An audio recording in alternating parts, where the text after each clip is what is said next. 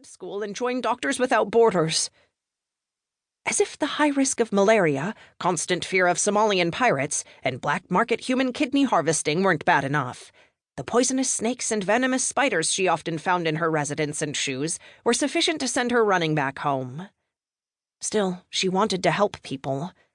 The medical training that she had learned with GVI and the time leading up to that had been enlightening, fascinating, and had given her a sense of immense satisfaction. Her attraction to Laura, on the other hand, made her question everything she thought she knew about herself, and left her with an overwhelming emptiness, a yearning to be fulfilled by something. She didn't know what exactly, but she somehow understood that it was missing. Whatever it was, when her arm had brushed against Laura's, it felt like fire on her skin. Africa wasn't for me. Neither is MSF, and neither are men. Médecins Sans Frontières, or Doctors Without Borders as her mother referred to it, had seemed like a great idea in theory, as had both Africa and men, none of which had worked out for her. What about Colin? You were with him for years. You loved him. Colin's touch, unlike Laura's, hadn't felt like much of anything. Still, they both wanted the same things, valued the same things. A house, kids, kindness, and a family. Because they agreed on the important stuff, Ashleigh supposed she just forgot about their relationship somewhere along the way. When Ashleigh had first told Colin that she didn't think she wanted to continue their relationship, it had been the hardest conversation she'd ever had. Until, of course, the one when she told her parents that she was moving back home because she'd broken up with Colin and thought that she was gay. In hindsight, she should have come to them with some proof. The fact that she'd never mentioned anything of the sort before, didn't have any experience with women, and had been with a boyfriend for the previous 5 years, had brought her parents to the comforting conclusion that it was just a phase. Yes, I loved Colin, but I was never in love with him, not the way I should have been, not the way you're supposed to be when you marry someone. Huh! Her mother laughed mirthlessly. Like you would know. You're a child. I'm not a child. All right. Her father put his hands up in a defensive stance, then gestured them toward Ashleigh first, and then her mother.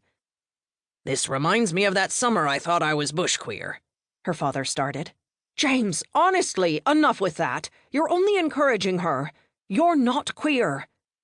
I'm just trying to say, well, I guess you can take the queer out of the bush, but our daughter is still a lesbian.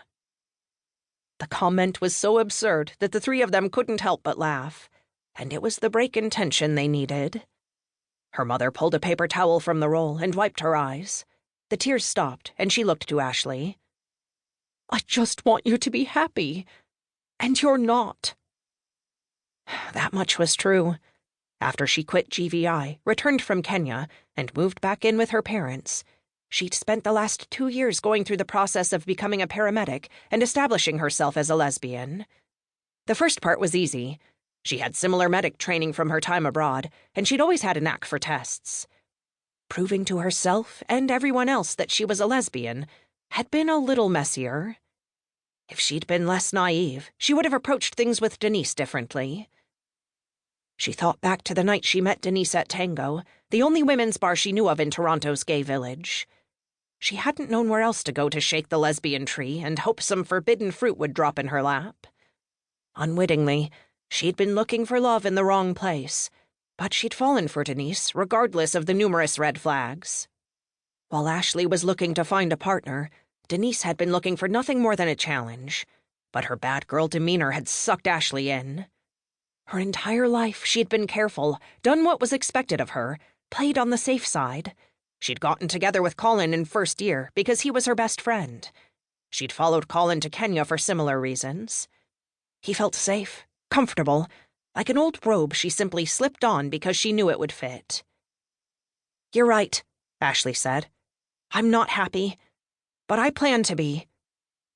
That's all we want for you, her father said, giving her mother a stern look. After a moment's hesitation, her mother conceded with a nod. I know, and I'm working on it. Her mother untied her apron. Dinner's ready. Her parents might not bug her on the issue anymore that evening, but she couldn't stop her mind from revisiting it. When would she meet someone who made her heart race?